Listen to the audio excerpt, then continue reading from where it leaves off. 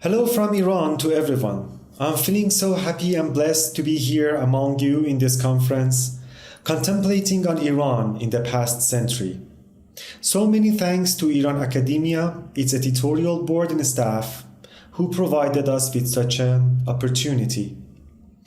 The lecture I'm going to deliver is a piece of literary criticism on a novel named Savooshoon by Simin Daneshvar and published in 1968. In a very crucial decade in modern Iranian history. Reading Savooshoon is a part of a larger project concentrating on the social history of Iranian people in the course of the 14th century in Shamsi calendar. The main point of the project is that during this 100 years, Iranian people have experienced a transition in what Mikhail Bakhtin would call their quality of life. The transition is supposed to be from a heroic approach towards life to an everyday life approach. I will define the two terms by reference to an article with the same title, The Heroic Life versus the Everyday Life, by the British sociologist Mike Featherstone. In reading Savooshoon, I try to pinpoint the opposition between these two approaches towards life as the main contradiction which is responsible for generating the narrative apparatus of the novel. Borrowing Fredric Jameson's theory and methodology, I will take this literary masterpiece as an imaginary solution to a real contradiction. Fredric Jameson, in his insightful book Political Unconscious, believes that any work of art, from the very ancient times of the tribes to the very contemporary ones of the megapolises, can be revealed as an attempt to deal with a contradiction which the author or the artist finds insurmountable in reality, so he sets to find solutions to it in the imaginary level of what he is going to create. In this respect, Jameson devised a system of analysis incorporating of three levels, or as he himself would call them, three concentric horizons, which are political, social, and historical. However, in my discussion on Savooshoon, I will restrict the scope of the analysis into the first horizon, the first level, the political horizon. In this horizon, the critic's task is in the first step to recognize that fundamental contradiction which generates the form and the content of an artifact. Within this level, the critic is going to scrutinize the form of the work to reveal the opposing terms from which the work is suffering. And I'm going to scrutinize the form of Savooshoon to find that fundamental contradiction which is responsible for generating the narrative apparatus of this novel. Savooshoon, the name Savooshoon, not the novel. Savooshoon refers to a ritual held to mourn the killing or martyrdom of a national mythic hero, Siavash. Siavash is the son of a king from Ferdowsi's Shahnameh who is martyrized due to his insistence on keeping his oath, due to his loyalty, due to his honesty. However, in the novel Savooshoon, the hero's name is Yusef. Yusef is the one whose life is going to be narrated after the image of Siavash. But at the end of the novel, one can clearly see that the reader has only been told about Yusef's death, not his life. And it is Yusef's wife, Zari, whose life is taken into account and is narrated in details. This dichotomy between these two characters determines the dual characteristic of the form of this novel. In other words, the narrative apparatus is distributed between the hero Yusuf and the protagonist who is Zari. I will come back to this point and I will explain it in more detail later. In this sense, the form of Savooshoon is twofold in advance. Simin Daneshvar utilizes different genres to come up with a realistic novel. On the one hand, she employs political novel, historical novel, mythic story, and romance, and on the other hand, she is concerned to narrate a simple story about the real lives of ordinary people living in Shiraz at the time. The story of Savooshoon is the story of a feudal family living in the midst of a famine in the Second World War in Shiraz. The year is 1941 and Iran is under the occupation of foreign forces. British and Russian troops have occupied the country from the south and the north. Yusuf and Zari are living in their townhouse with their 3 children and with Yusuf's elder sister, who is called Auntie. Throughout the novel, the history, the political level, the foreign forces, the state, or one can simply say the enemy, intrudes the family life and threatens to destroy it. Therefore, on the one hand, we have the grand-scale narrative, which is the very venue for the political events of the time, for the historical interventions of the bigger incidents into the plot, and the mythic motifs. And on the other hand, the other line of the narrative tells us a story of real lives of the people living in Shiraz at the time. It is the story of various characters from different class positions in the society. In this fashion, we can see that everywhere the history or the politics is present, the mythic character of Yusuf is there.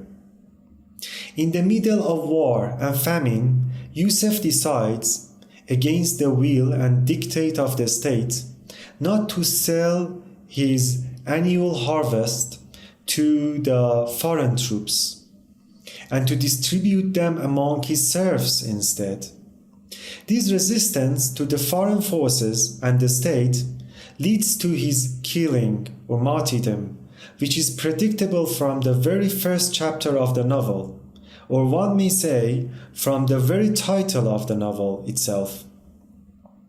In this manner, Yusuf is conducting his life with a sense of destiny, which in Featherstone's point of view is so central to a heroic life.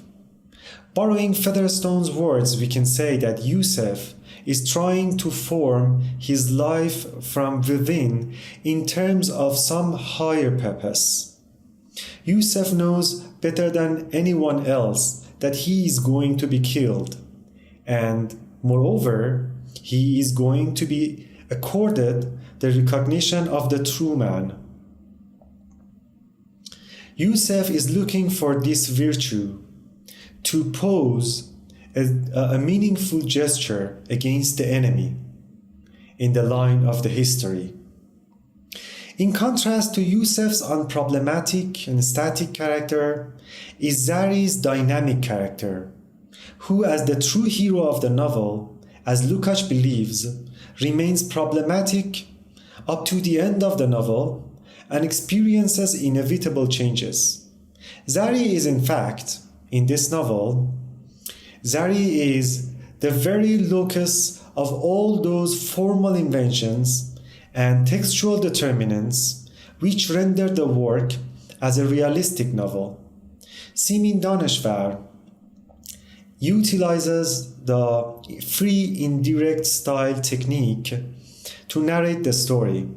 In this technique, the author blurs the boundaries between the narrator's voice and the characters to let the character narrate the story, or to give an account of the incidents of the plot from the character's point of view, not from the classic third point of view. This is how, in this story, it is through Zari that the reader is taken into Shiraz and meets ordinary people from different class positions.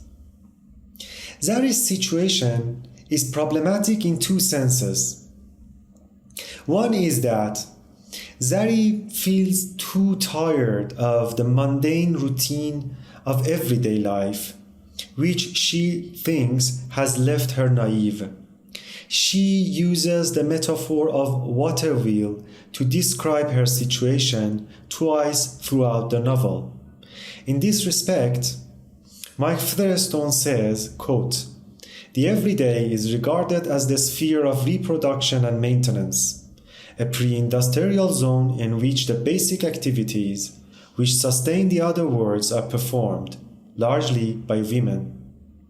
Zari's second problem, which is so closely related to the first one, and which is very important for us to construct the main contradiction of the novel, is the quality of bravery she has lost.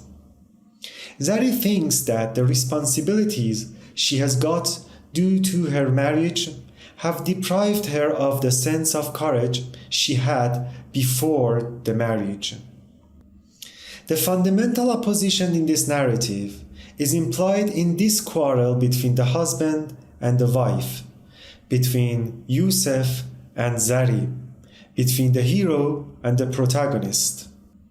In a very lengthy scene, Yusuf condemns Zari of being too coward to make rightful decisions. And Zari, in his turn, takes Yusuf responsible for her lost bravery. Zari tells Yusuf, quote, "You robbed me of my courage. Before I marry you, I was brave enough to stand whatever seemed wrong to me.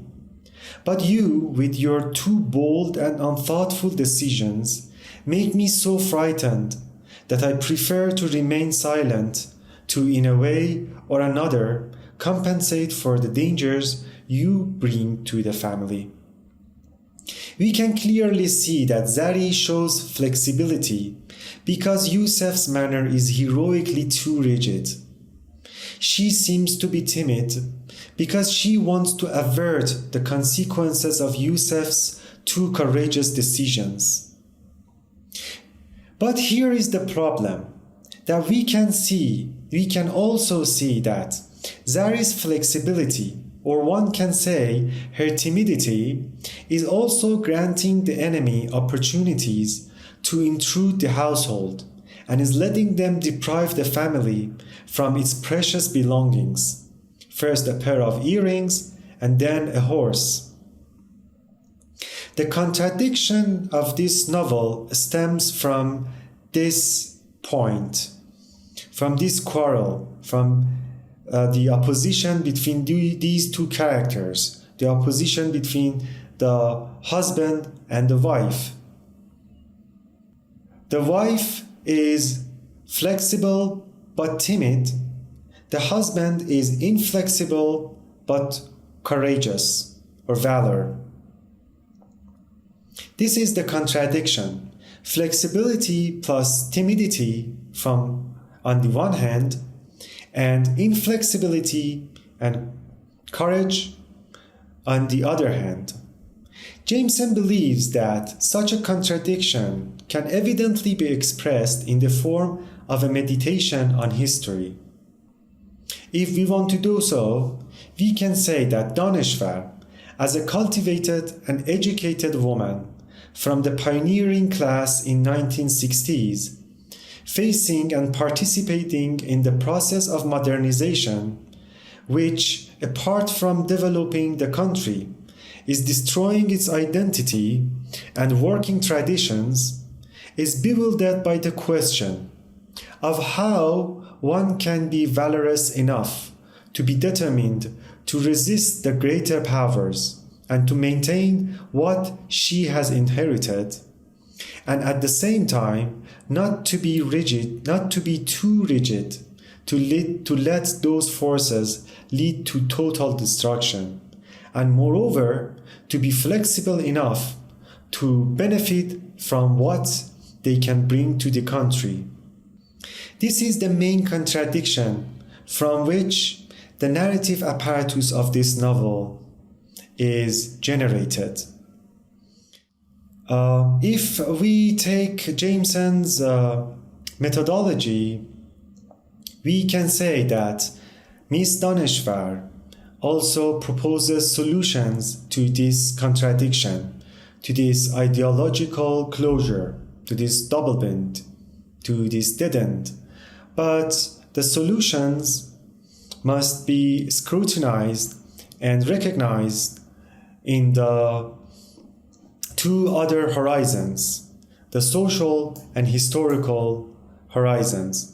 In this criticism, in this piece of criticism, I tried to construct the fundamental contradiction which is responsible for generating the form and the content of this novel, Savooshoon, which is published in 1968, a very crucial decade in modern Iranian history, and is mirroring many problems of the Iranian society in the process of modernization. So thank you to all of you. Have a good day. Goodbye.